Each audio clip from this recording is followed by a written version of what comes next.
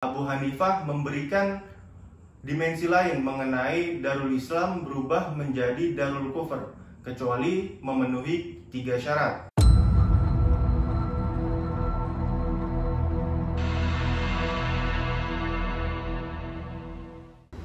Assalamualaikum warahmatullahi wabarakatuh. Kembali lagi bersama kami di channel Islamina bersama saya Zulfi Hamdi. Dalam berinteraksi dengan negeri-negeri lain, umat muslim telah mengenal istilah Darul Islam atau negeri Islam, Darul Kufr atau negeri kafir, dan juga Darul Harb atau negeri perang. Para ulama atau ahli fikih telah berijtihad untuk menentukan kriteria-kriteria yang dapat menjelaskan ketiga istilah tersebut. Sebagian dari mereka berpendapat bahwa negeri yang didominasi oleh hukum Islam disebut sebagai Darul Islam, dan juga negeri yang didominasi oleh hukum kaum kafir maka disebut sebagai Darul Kufr. Dari pengertian di atas dapat dipahami bahwa Darul Islam adalah negeri yang diatur dengan syariat Islam, meskipun sebagian dari penduduknya tidak memeluk agama Islam. Karena di antara syarat Darul Islam, penduduknya tidak harus memeluk agama Islam, tetapi cukup negeri itu dipimpin oleh seorang imam atau pemimpin yang memeluk agama Islam. Dan yang kedua, negara-negara yang dahulu pernah ditakluki oleh umat muslim itu bisa dimasukkan sebagai daftar Darul Islam, seperti Khaybar yang pernah ditaklukkan oleh umat muslim pada tahun 7 Hijriah, meskipun sebagian penduduknya tetap memeluk agama Yahudi. Mungkin memang butuh berabad-abad untuk negara yang ditakluki tersebut dapat memeluk agama Islam, seperti Mesir, Afrika Utara, dan juga Andalusia. Tetapi di India, hukum Islam berlaku selama berabad-abad, meskipun sebagian penduduknya tidak memeluk agama Islam.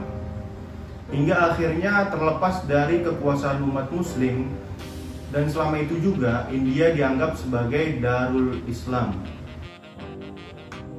Mayoritas ahli fikih juga berpandangan bahwa Darul Harb adalah negeri yang tidak menjalankan hukum Islam, yaitu negeri yang dikuasai oleh kaum kafir atau direbut dari umat muslim. Meskipun sebagian penduduknya memeluk agama Islam, tetapi tidak bisa menjalankan hukumnya. Mayoritas ahli fikih juga menganggap bahwa Darul Harb adalah negeri yang tidak menjalankan hukum Islam, yaitu negeri yang dikuasai oleh kaum kafir atau negeri yang direbut dari umat muslim, seperti negara-negara yang diduduki oleh orang-orang Kristen Spanyol di Andalusia, dan juga negara-negara yang diduduki oleh tentara salib di Syam. Itu adalah pandangan ulama klasik. Dari pandangan tersebut, Darul Islam bisa berubah menjadi Darul Kufr jika hukum kafir berlaku dan tidak adanya hukum Islam di dalamnya. Akan tetapi, sebagian ulama berpendapat lain. Darul Islam tidak akan pernah berubah menjadi Darul Kufr secara mutlak. Dari kedua pendapat tersebut, Abu Hanifah memberikan dimensi lain mengenai Darul Islam berubah menjadi Darul Kufr, kecuali memenuhi 3 syarat. Syarat yang pertama yaitu tidak ada berlakunya hukum Islam di dalamnya, dan yang kedua, berdekatan atau bertetangga dengan negara kafir, dan yang ketiga, di dalamnya tidak ada orang muslim atau orang zimmi yang hidup aman dan damai. Berarti jika tidak ada salah satu syarat yang terpenuhi, maka negeri tersebut tidak bisa dimasukkan sebagai Darul Kufr. Dalam hal ini, pokok masalahnya bukan pada Islam dan kafir, tetapi pada rasa aman dan rasa takut.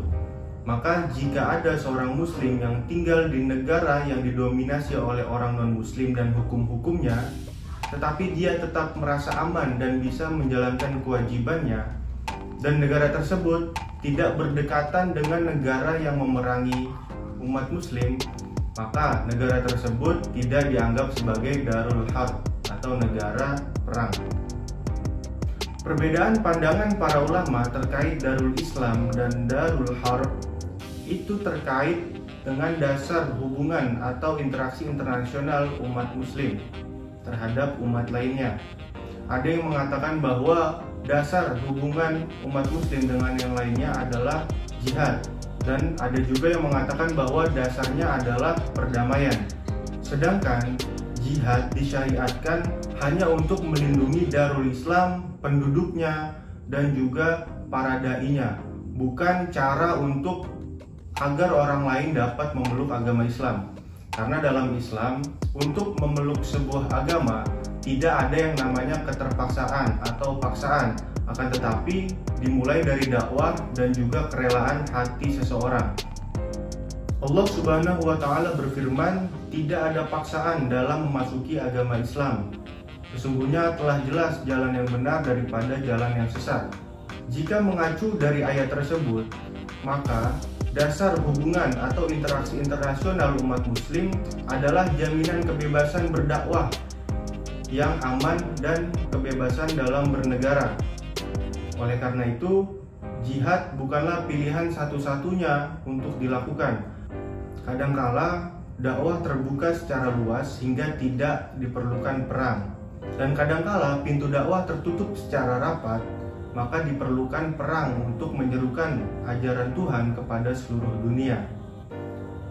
Akan tetapi, pada zaman ini, kita sedang tidak dalam kondisi perang, sehingga berjihad tidak lagi diperlukan. Apalagi, teknologi sudah maju dan banyak prasarana yang mendukung kita untuk berdakwah secara damai. Maka tidak diperlukan lagi berjihad atau menumpahkan darah di jalan Allah ketika dunia sedang damai. Sekian, terima kasih. Wassalamualaikum warahmatullahi wabarakatuh.